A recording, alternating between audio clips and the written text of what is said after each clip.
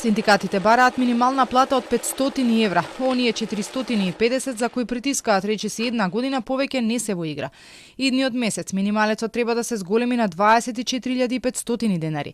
Од ССМ пак предлагаат да биде 30.500 денари, а за разликата од 6.000 денари работодавачите да бидат ослободени од придонеси или да бидат субвенционирани 12 месеци. Предлогот денови ќе го пратат и до владата и до собранието. Со дел од бизнисот имале средба и генерално се со сличен став околу минималецот. Премиерот Мицковски пак чека да види дали двете страни ќе постигнат договор. Тоа не зависи од владата, тоа зависи дали работниците и работодавачите ќе постигнат договори и дали ќе има таму консензус. Ние како влада ќе го поддржиме било кој договор, во спротивно ако нема договор ќе одиме според закон. Минималната плата е само една од темите за која се очекува да се отвори дискусија на новиот економски социјален совет, кој најверојатно ќе биде во март.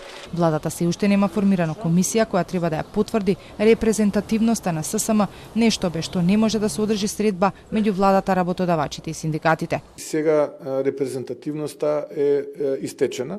Очекувам дека можеби утре или на некој од следните седници на влада да се формира таа комисија, да одреди репрезентативност и откако ќе одреди, ќе одржиме седницата, инаку минималната плата може да се донесе и во месец март.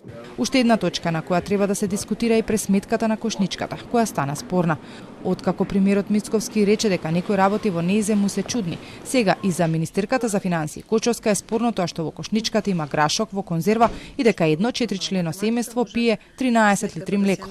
Во синдикалната минимална кошничка на синдикатите влегуваат 63 производи и најголем дел од нив се и во онаа на Државниот завод за статистика, каде има над 200 продукти и која Државниот завод ја објавува еднаш во годината.